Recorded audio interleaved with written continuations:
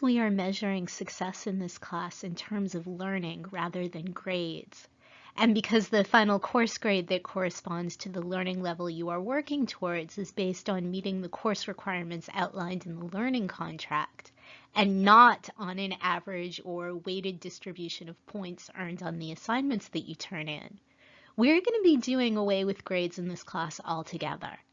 The only grade that you will receive will be your final course grade. And again, that final course grade is based on how you do in meeting the requirements for your learning level specified in the learning contract, and not on grades attached to assignments. So instead, all of the assignments for this course will be evaluated and graded on a scale of satisfactory or unsatisfactory.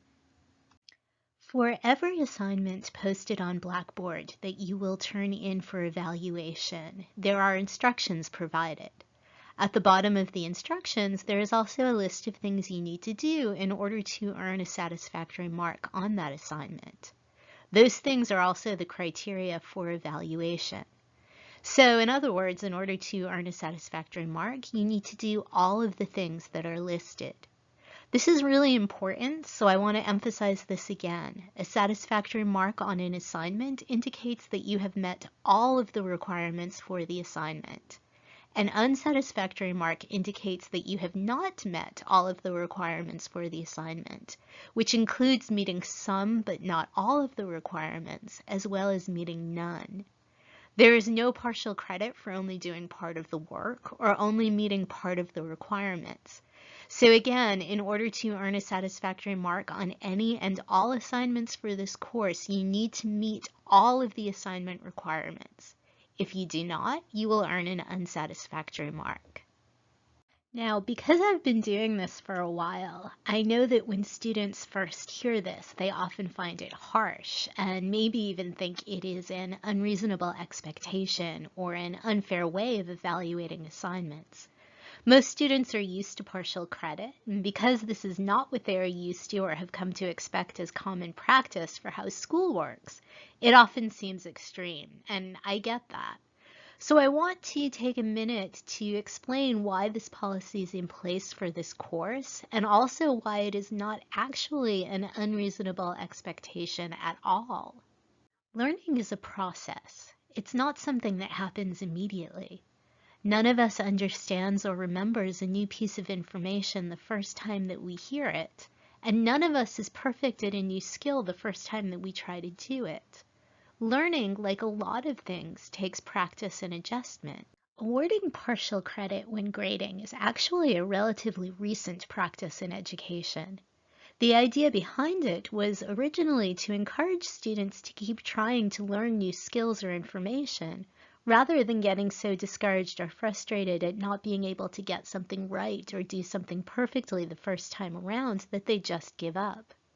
The intention then was that partial credit would motivate students to keep trying until they did get it right. Unfortunately, it's had the opposite effect. Rather than motivating us to keep perfecting our skills, partial credit has instead conditioned us to figure out what the bare minimum is that we need to do in order to get by, or in the case of education, to earn a passing mark, and then to stop once we have accomplished that minimum level. Now, this may not seem all that important in the grand scheme of things, but it has effects that go beyond learning and that matter a bit more than the grade for a single assignment or even a single college class, since all habits, even bad ones, are hard to break once we internalize them.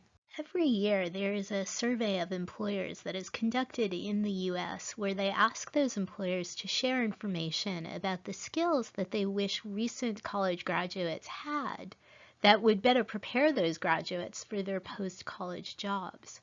This is a survey that's done all across industries and career fields, so it does not just apply to one major at this college. It actually applies to all of them. For the last 3 years, being detail-oriented has been either at the top or near the top of that list, and employers from nearly all employment sectors have complained that new employees who are recent college graduates are frequently sloppy in their work and have to do things over multiple times because they often overlook or do not pay attention to small details. This matters to employers because that decrease in productivity translates into a decrease in both the quantity and the quality of the work that their employees are doing. It matters for us as employees too, though, since this also translates into being disqualified for raises and promotions, and in some cases can also result in losing employment entirely. In other words, in being fired. Rather than being an unreasonable expectation, then, this grading policy is actually a way to help you develop the skills that you are going to need to both obtain and keep a job after college. Something that always mattered, but maybe has an increased benefit now given the economic collapse and the high rate of unemployment, since it is likely that there are going to be fewer jobs and more competition for jobs for some time. And any skill that you have that gives you an advantage on the job market will matter now more than ever. The other benefit of this grading policy to you that is specific to this class is that it makes grading more equitable and more fair rather than being unfair, because it provides a very concrete and specific set of criteria for how grades are determined. It takes the uncertainty and confusion out of grading for you by giving you a clear set of guidelines to follow, and it ensures that everyone is being held to the same standards and being graded in the exact same way. As noted in the learning contract, if for some reason you do not earn a satisfactory mark on most assignments, you will be given the opportunity to revise them. The two exceptions to this are assignments for which you earned an unsatisfactory mark because you did not turn it in, and assignments that earn an unsatisfactory mark for plagiarism. Under those two conditions, assignments cannot be revised, and the unsatisfactory mark is the mark that you earned. I do also just want to give you a heads up that while we are not using points or letter grades for this course, Blackboard does require me to assign a point value to all assignments when I create them. Since our assignments are evaluated based on meeting the assignment requirements, the point value for all of them is set to 0, and the mark that will show up for your grade will be either satisfactory or unsatisfactory. Don't mistake the 0 points or the SU grading system as an indication that the assignments for this course are not important. They are. The grading policy is to help you succeed in learning, not to give you permission to skip over or opt out of the work for this course. Finally, I know that since you are used to keeping track of your course grades by adding up the points on all of your assignments, I wanted to let you know how you can keep track of your course grade for this class. The grade report that I use to determine course grades is posted on Blackboard. It's right beneath this video. The grade report is a list of the course requirements from the learning contract. You can keep track of your grade using the grade report. If you can answer yes to everything on the report, you are on track to earn the grade associated with your learning level. If you can't answer yes to one or two things, you are on track to earn the next lowest letter grade. And if you can't answer yes to 3 or more things, you are on track to earn a D.